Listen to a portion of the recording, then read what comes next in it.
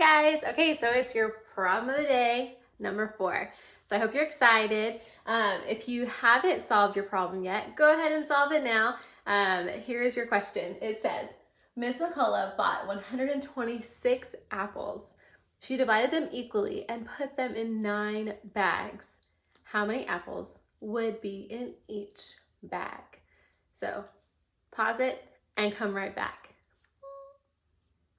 Okay, you're back. All right, so hopefully you solved it and you're feeling super confident, so let's solve it together. The first thing we do is we draw our window pane, and then we identify the question. The question in the story, or the story problem, is how many apples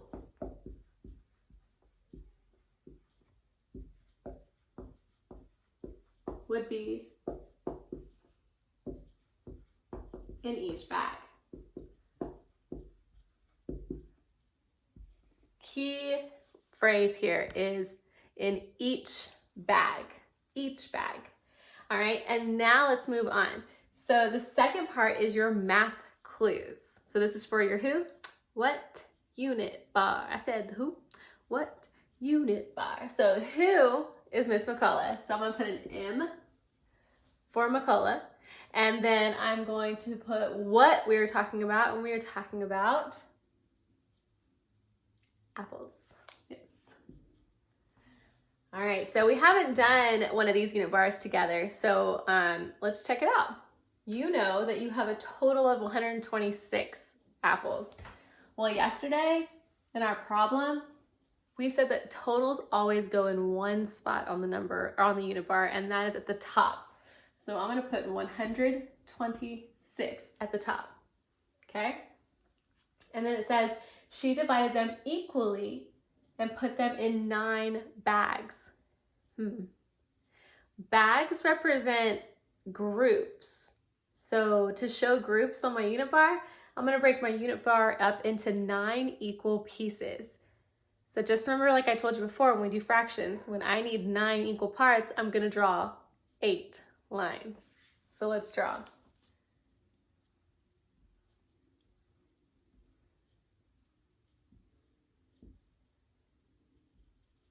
All right, that's 8 lines. So we don't know though what goes inside of each line. So let's figure that out together. We put a question mark on each one. All right, guys, let's solve it. So let's go down to our solve box. Well, I know the total, 126. And I know that I have 9 bags. I wonder what that means. What operation do you think we're gonna have to do? Yep, hopefully you said division. So I'm gonna divide it into 9 equal bags. And then hopefully that'll tell me how many goes in each bag. Now, I'll tell my kids all the time that the opposite of division is multiplication. And so sometimes we can kind of figure things out if we think of the opposite operation. So I know that I could say 9 times blank equals 126. I think. Sometimes you're not gonna get lucky and you're gonna probably have like extras or not enough, you know, and so it's kind of a guess, but sometimes we get lucky and it's exactly what we were looking for. So, but let's try. So one thing that you could do is we'll erase this so we have more room. You could draw 9 bags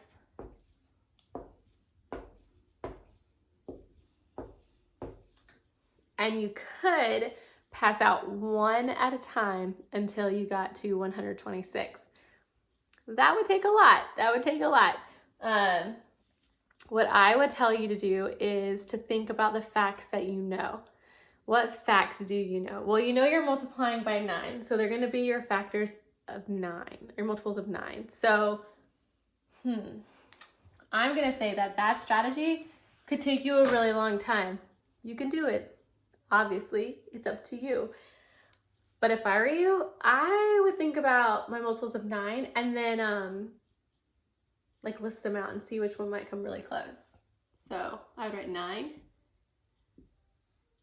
18, 27, 36, 45, 54, 63, let's go here, 72, 81, 90. Well, I know that 9 times 10 is 90. You know what you could do? You could subtract 90 from 126. I know that 9 times 10 equals 90. So if I subtract 90 from 126, pause it. Do that now. 126 minus 90, go. Okay, you're back. So that would be 6,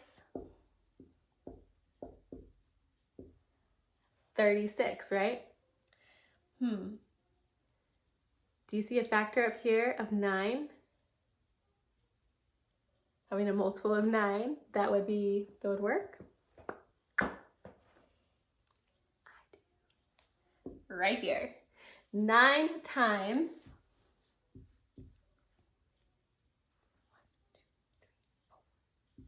4 is 36, right? Here's the trick. If 90 and 36 go together and make 126, then that means that these two numbers can go together and give us 14. 9 times 14 is 126. Woo, that was a long way to get there. I know it was. But you could have drawn out your groups and passed out one at a time until you got to the right number. Or, you know, your facts, and you can always break them up because we work a lot with distributive property, and this is just one of the ways that you would distribute the number out and to find facts that you do know, because most of us don't go around knowing our 14s. So it's helpful. So your answer is 14. If you wanted to check your work, the smart thing to do would be multiply 9 times 14 and see if you got it right. Okay? Which you would have done the same thing. You would have broke up 14 into 10 and 4 and got it the same way. I'm super impressed. So let's go on to the final part of your window pane, which is your answer. How many apples would be in each bag? 14 apples would be in each bag. Period. All right, guys, I hope that you had fun doing some math with me today, and I hope that you got it right. And if my strategy was kind of challenging, I'm glad that you stuck with it, because it's all about finding the perfect strategy for yourself, one that really clicks. And so hearing new strategies and new ways to solve problems is always helpful, because it really helps us know numbers really well. So good luck with whatever else you're accomplishing today, and I will see you tomorrow for your problem of the day number 5.